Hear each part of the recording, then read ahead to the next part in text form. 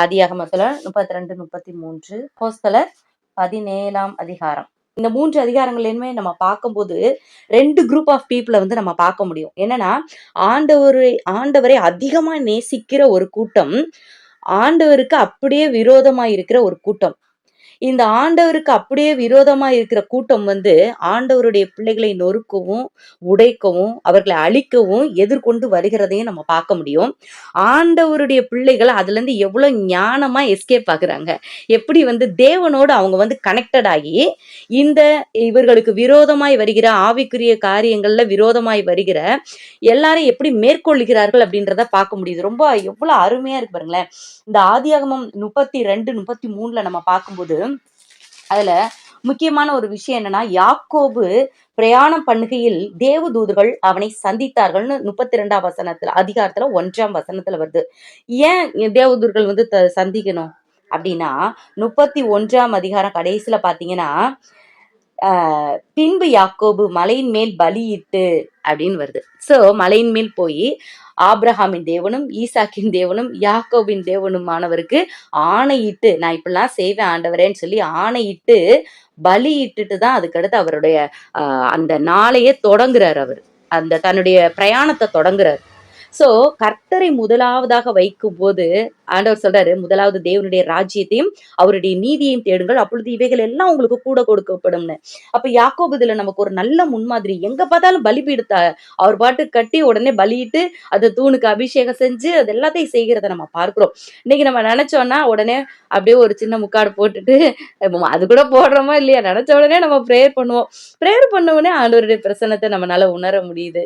சில நேரங்கள்ல கதவை சாத்திட்டு நம்ம ப்ரேயர் பண்றோம். சோ எப்படி ப்ரேயர் பண்ணாலும், எங்க ப்ரேயர் பண்ணாலும் ஆண்டவரை உடனே நம்மளால அனுபவிக்க முடியுது, ஆண்டவருடைய சத்தத்தை கேட்க முடியுது, ஆண்டவரோடு தொடர்பு கொள்ள முடியுது. ஆனா அவங்க அதுக்கு என்ன பண்ணணும்னா ஒரு பலிபீடம் கட்டணும். பலிபீடம் கட்டுறது ஈஸியான வேலையா? கல்லுகள் எடுத்து வந்து சாந்து எடுத்து வந்து குழைச்சு அது இத்தனை உயரத்துல அப்படி கட்டி அதுக்கு மேல அந்த விலங்குகளை அவங்க தோல் உரித்து அதை ப்ரிப்பேர் பண்ணி அதுவும் நல்லதா நலமானதா இருக்கணும், ஒரு சின்ன குற்றம் குறை இல்லாத விலங்கு எடுத்து வந்து அவங்க வெட்டி பலி செலுத்தி இப்படிதான் ஆண்டவர் வந்து தேடினாங்க. அவ்வளவு கஷ்டமான விஷயத்தையே அவர் வந்து அடிக்கடி செய்கிறத நம்ம பார்க்கிறோம். ஆனா நமக்கு ஜெபிப்பது, தேவனோடு தொடர்பு கொள்வது எவ்வளவு எளிதான விஷயம் இல்ல. நம்ம நினைச்சோம்னா, ஏசப்பா என்ன ஏசப்பா இப்படி இருக்க ஆண்டவர், என்ன பண்ணனே தெரியல, நீங்க தான், எனக்கு தெரியாது, நீங்க தான் செய்யணும், இந்த பிரச்சனையில இருந்து நீங்க தான் விடுவிக்கணும் அப்படி சொல்லி நம்ம சொல்றோம். செல்ல பிள்ளைங்க மாதிரி சொல்லிட்டு இருப்போம். ஏசப்பா உடனே சரி சரின்னு சொல்லிட்டு ஆண்டவர் என்ன பண்றாரு, நமக்கு அதுக்குரிய காரியங்கள் எல்லாத்தையுமே நமக்கு செய்கிறத பார்க்கிறோம். அப்போ நாம கற்றுக்கொள்ள வேண்டிய விஷயம், தேவனோடு அடிக்கடி நம்ம தொடர்பு கொள்ள வேண்டும். இந்த இவர் எப்படி பலி செலுத்தினாரோ அதே போல நாம ஜெபிப்பதுதான் அது அருமையான ஒரு பலி. ஸ்தோத்திர பலிகளை அடிக்கடி செலுத்தலாம். நம்ம சும்மா இருக்கும்போது, அப்படியே சும்மா நடக்கும்போது வரும்போதெல்லாம் எதையாவது ஒரு கவலையை போட்டு மென்னுக்கிட்டே இருக்கக்கூடாது. ஐயோ அது என்ன செய்யறது, ஆமால இந்த பிரச்சனை, இதுக்கு என்ன பண்ண போறோம்னே தெரியலையே அப்படி சொல்லிட்டு பிரச்சனைகளை வந்து நம்ம அசை போடக்கூடாது.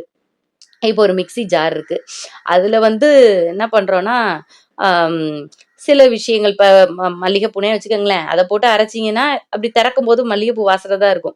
அது இது கொஞ்சம் குப்பைகளை, நாற்றமான காரியங்களை குப்பை தொட்டியிலேருந்து கொஞ்சத்தை எடுத்து மிக்சியில் அடிச்சோம்னு வச்சுக்கோங்க, திறந்தோன்னா நாற்றம் தான் வரும். அதே மாதிரி தான் நம்ம இருதயத்துக்குள்ள தேவையில்லாத காரியங்கள், எதிர்கால கவலைகள், முடிஞ்சு போன விஷயம், இப்போ நடக்கிறது என்ன ஆகுமோ அப்படின்னு சொல்லி பயப்படுற விஷயங்கள், இதெல்லாம் போட்டு சிந்திக்கவே கூடாது.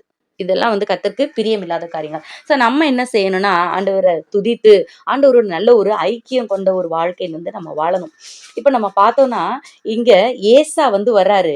ஏசாவ சந்திக்கணும் இப்போ இல்ல. இங்க வந்து ஏசா அப்படின்றதுக்கு முன்னாடியே என்னன்னா, அவர் வந்து இவருக்கு விரோதமான ஒரு சூழ்நிலை, 2 பேரும் பிரச்சனையில தான் பிரிஞ்சு போனாங்க. சோ இவர் போய் ஒரு ஆள் அனுப்புறாரு. அனுப்பும்போது ஏசா ஓகேன்றாரு. ஆனா 400 பேரோட வராரு. தம்பிய பார்க்கறதுக்கு 400 பேரோட வரணும்னு அவசியமே கிடையாது. அப்ப 400 பேரோட வரும்போது இவருக்கு பயம் வந்துருது யாக்கோபுக்கு. ஐயோ 400 பேரோடனா கண்டிப்பா நம்மள காலி பண்றதுக்காக தான் வர்றான். ஏன்னா ஏற்கனவே நான் உன்னை சீக்கிரமா, நீ என்னுடைய சேஷ்ட புத்திர பாகத்தெல்லாம் எடுத்தனால உன்னை நான் சும்மா விட மாட்டேன், உன்னை கொன்றுவேன்னு சொல்லிட்டு ஏற்கனவே சொல்லிட்டு இருந்தான். அதனாலதான் அவங்க அம்மாவும் அப்பாவும் பாதான் ஆராமுக்கு அனுப்புனாங்க. அப்ப 400 பேரோடு வரும்போது இவரோட மனசு அப்படியே தத்தளிக்குது. இதே மாதிரிதான் நமக்கு விரோதமான சூழ்நிலைகள் சில நேரம் 1 2 வராது, ஒரு கும்பலையே கூட்டிட்டு வரும். இந்த பிரச்சனைன்னு பார்த்தோன்னா அதுக்கடுத்து இது, அதுக்கடுத்து இது, அப்படி தொடர் பிரச்சனைகள் அநேகம் அப்படி சூழ்ந்து வருகிறத பார்க்கிறோம். அப்ப இவர் என்ன செய்யறாரு பாருங்களேன். இங்கதான் நம்ம நோட் பண்ண வேண்டிய விஷயம் இருக்கு. ஆதியாகமம் 32:24 யாக்கோபு பிந்தி தனித்திருந்தான். இதுதான் முக்கியம். எல்லாரையும் அனுப்பிட்டான், போங்க போங்க போங்க, கடந்து போங்க கடந்து போங்க, எல்லாரையும் அந்த யாப்போக்கு ஆற்றின் துறையை கடந்துட்டாங்க. யாப்போக்கு எல்லாம் கடந்து போட்டு இவ அக்கறைப்படுத்திட்டு பிந்தி தனித்து இருக்கிற அந்த அனுபவம். ஆண்டவர் சொல்றாரு, புத்தியுள்ள ஸ்திரீ தன் வீட்டை கட்டுகிறாள். எங்கேயுமே ஆம்பளைய பத்தி சொல்லவே இல்லை. புத்தியுள்ள ஸ்திரீ தான் தன் வீட்டை கட்டுகிறாள். நம்ம என்ன செய்யணும்? நம்ம குடும்பத்தினரை அக்கறைப்படுத்தி விட்டு நம்ம என்ன செய்யணும்? பிந்தி தனித்திருந்து அவர்களுக்காக ஜெபிக்க வேண்டும். இங்க பார்த்தனா பொழுது விடியும் அளவும் ஒரு புருஷன் அவனுடனே போராடி அவனை மேற்கொள்ளாதே கண்ணன். இங்க வந்து தேவதூதன் தான் சந்திக்கிறாரு இல்ல, ஆண்டவராகிய இயேசு கிறிஸ்து தான் ஆல்மோஸ்ட் அந்த தூதனானவர் அப்படின்னு கொடுத்தாலே அது ஜீசஸ் கிரைஸ்ட் தான். சோ அங்க வந்து ஒரு யுத்தம் மாதிரி நடக்கிறத பார்க்கலாம். இது வந்து ஒரு ஜெப யுத்தம் தான். இவரு பிந்தி தனித்திருந்த ஆண்டவரை நான் என்ன செய்வேன், இப்படி வர்றானே ஒரு குரூப்பா வரானே நான் என்ன செய்ய அப்படின்னு சொல்லிட்டு அவர் கலங்கி போய் அந்த நடு ராத்திரி அந்த இரவு முழுவதும் பாருங்களேன், இரவு முழுவதும் போராடி அவர் ஜெபிக்கிறத பாக்குறோம். அப்போ பொழுது விடிஞ்சிருச்சு. அப்போ ஆண்டவரே நீங்க என்னை பிளஸ் பண்ணுங்க அப்படின்னும் போதுதான் இஸ்ரவேல்ன்ற பேர் அங்கதான் மாறுதுங்க. அப்ப நம்ம எப்ப நம்முடைய பிரச்சனைகளை சொல்லி சொல்லி எனக்கு அந்த பிரச்சனை இந்த பிரச்சனை நான் அப்படி தேடுறேன் இப்படி தேடுறேன் கதை ரீல் எல்லாம் விடக்கூடாது. பிந்தி தனித்திருக்க வேண்டும். நானும் என் தேவனும் 1 to 1 உட்காருங்க. ஆண்டவரே நான் என்ன செய்ய, எனக்கு தெரியல, நீங்க தான் நடத்தணும்னு சொல்லிட்டு நம்மை முழுவதுமாய் கர்த்தருடைய சமூகத்துல ஒப்பு கொடுக்கும் போது ஆண்டவர் அழகா லீட் பண்ணி கொண்டுட்டு போவார். அது மாதிரி ஞானத்தை கொடுக்குறாரு பாருங்களேன். எனக்கு ரொம்ப ஆச்சரியமா இருந்தது. இப்போ இவர் என்ன சொல்றாருன்னா ஐடியாவை பாருங்களேன். ஃபர்ஸ்ட் வந்து அந்த வேலைக்காரிகள் அவர்களுடைய பிள்ளைகள், அதுக்கெல்லாம் முன்னாடி மாட்டு மந்தை ஆட்டு மந்தை ஒட்டக மந்தை அப்படியே செக்ரிகேட் பண்ணிட்டே வர்றாரு. அதுக்கடுத்து வேலைக்காரிகள் அவங்க குரூப், அடுத்து வந்து இவங்க லேயால் அவங்க பிள்ளைகள், அடுத்து வந்து ராகேல் அவங்க பிள்ளைங்க, அப்படியே அந்த ஆர்டர் படி வச்சு இன்கேஸ் அவன் ஏசா வந்து அதெல்லாம் அடிச்சுட்டு வந்தா கூட இங்க என்னுடைய மனைவிமார்கள் தப்பிப்பாங்கன்னு சொல்லிட்டு அப்படியே அந்த ஹையரார்கி படி அப்படியே ரேஞ்ச் படி அப்படியே வைக்கிறாரு பாருங்களேன். அப்போ அந்த ஞானம் வருது பாருங்க. ஏன் கும்பலா அப்படியே போக வேண்டியதானே? இல்ல, எல்லாவற்றிலும் ஒரு ஒழுங்கு, ஒரு கிரமம், ஒரு ஆர்டர். எதிரி எவ்வளவுதான் எத்தனை 400 பேரோட வரட்டும் 4000 பேரோட வரட்டுங்க, நாம கர்த்தரோடு பிந்தி தனித்திருக்கும் போது கர்த்தருடைய சமூகத்துல பலிபீடத்தை கட்டி ஆண்டவரே நீங்க தான் சொல்லிட்டு ஸ்தோத்திர பலிகளை ஏறெடுத்து அவரை துதித்து அவரோடு கூட நம்ம இணைந்து செயல்படும் போது ஆண்டவர் நமக்கு ஞானமுள்ள இருதயத்தை தருகிறார். அப்போதான் அங்க ஒரு பெரிய வெற்றியை நம்மளால பார்க்க முடியுது. ஏசாவை சந்திக்கிறாரு, ஏசாட்டையும் ஞானமா பேசுறாரு. ஏசா சொல்றாரு, நீ வாப்பா என் கூட. இல்ல பிள்ளைகள்லாம் இளம் பிள்ளைகள், நான் வேகமா வர முடியாது, கரவலான ஆடுகள் இருக்கு, அதுகளெல்லாம் வேகமா ஓட்டிட்டு வந்தேன்னா அது செத்து போகும், நீங்க போங்க அண்ணே அப்படிங்கிறாரு. உடனே சரி அப்ப நான் என்ன பண்றேன், ஏன் ஆளுங்களை கொஞ்சம் விட்டுட்டு போறேன், நீ அவங்களோட சேர்ந்து ஏன் வீட்டுக்கு வா. இங்க பாக்குறான், ஐயோ நீயே மோசம், ஆளு அதை விட மோசம், அவன் எவனே தெரியாது, அவனை போய் நம்ம குடும்பத்துல சேர்க்கலாமா, வேணாம். ஞானத்தை பாருங்களேன், எல்லாத்தையும் அக்செப்ட் பண்ணல.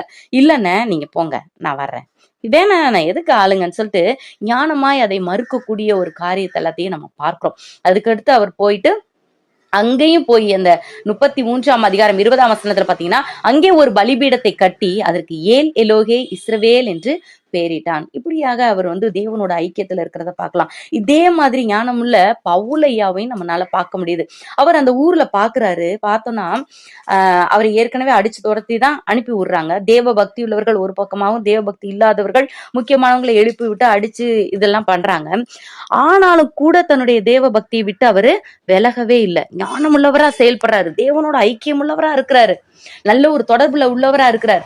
அப்போ அங்க பாக்குறாரு, அந்த ஊரை பாக்குறாரு, அத்தேனே பட்டணத்தை, அதாவது ஏதென்ஸ், அதை பாக்குறாரு, ஃபுல்லா விக்கிரகங்களா இருக்கு. உடனே இவங்கெல்லாம் பாரு விக்கிரகத்தை வணங்கிட்டு இருக்கிறாங்க அப்படி சொல்லிட்டு யாரையும் எதுவுமே சொல்லல. அவர் அதெல்லாத்தையும் ஸ்டடி பண்ணிக்கிட்டே வராரு. வந்துட்டு அந்த அவர்களுக்காக ஜெபிக்கிறாரு. அதுக்கடுத்து அந்த மக்களை பார்க்கும்போது நீங்க ரொம்ப தேவ பக்தி உள்ளவர்கள் இப்படி பாராட்டுறாரு பாருங்களா, சூப்பர்ல.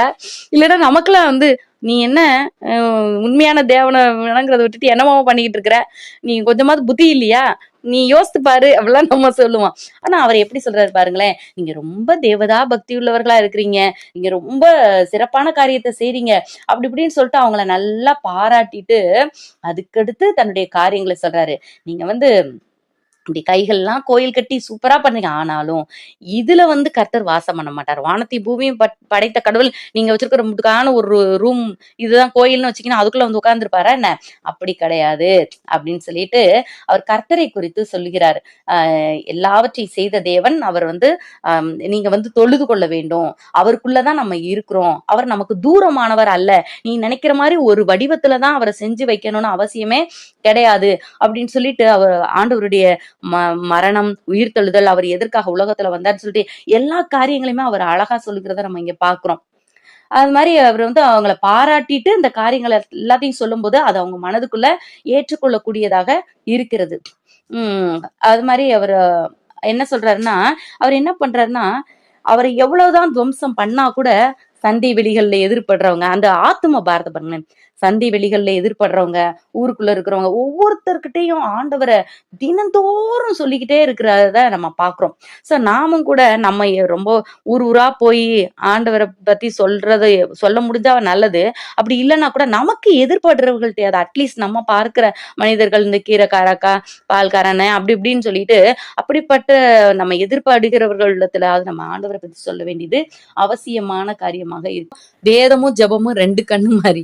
இல்ல 2 கண்ணு நமக்கு வேணும். ஒரு கண்ணு ஜெபம்னா இன்னொரு கண்ணு வேதம். சோ வேதம் வாசிக்கிறது நம்ம ஆராய்ந்து அதை வாசித்து தேவனோடு கூட நல்ல ஒரு ஐக்கியம் உள்ளவர்களா இருக்கணும். அந்த வேதத்தை நம்ம எவ்வளவு படிக்கிறோம். ஆண்டவர் சொல்றாரு, வேதத்தை நேசிக்கிறவர்களுக்கு மிகுந்த சமாதானம் உண்டு, அவர்களுக்கு இடரல் இல்லை. சோ வேத வசனங்களை எவ்வளவு சாப்பிட முடியுமோ அப்படியே சாப்பிடணும். சாப்பிட முன்னாடியே சொல்லிடணும், ஏசப்பா எனக்கு ஒண்ணுமே தெரியாது, எனக்கு தெரியாது, நீங்க தான் எனக்கு புரிய வைக்கணும்னு சொல்லிட்டு அப்படியே அந்த வசனங்கள், அது ஒரு வசனமோ 2 வசனமோ எத்தனை வசனமோ அதை அப்படியே உட்கொண்டு ஆண்டவரே புரிய வைங்க புரிய வைங்க, அதுல உள்ள சத்து ஃபுல்லா உறிஞ்சிடணும்.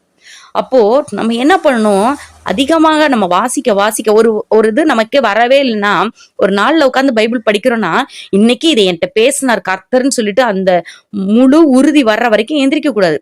ஒரு வசனம் படிக்கும் போதே சில நேரம் ஆண்டவர் அதுல இருந்து அநேக காரியங்களை சத்தியங்களை சொல்லி கொடுப்பாரு. அப்போ ஓகே, அந்த வசனத்தை அப்படியே சாப்பிட்டுக்கிட்டே இருக்கணும், சீவ் பண்ணிக்கிட்டே இருக்கணும். இல்ல வரலையா 10 வசனம் வாசிங்க, 20 வசனம் வாசிங்க, இன்னும் 2 அதிகாரம் 3 அதிகாரம், ஏதாவது ஒரு காரியத்துல ஆண்டவர் நம்மோடு கூட இடைப்படுவார். அதை குறித்து நம்ம ஆராய்ந்து அதை குறித்து யோசித்து அந்த நாள் முழுதும் அந்த பலத்துல அதுல இருந்து அப்படியே சத்தம் உறிஞ்சிட்டே இருக்கும்போது, அதை சாப்பிட்டுக்கிட்டே இருக்கும்போது அந்த தேவ பலன் தேவ கிருபை நம்ம எப்படி சூழ்ந்து கொள்ளும். அப்போ நம்ம வந்து நற்குணசாலிகளாக வாழ்வதற்கு அது ஒரு வாய்ப்பாக இருக்கும்.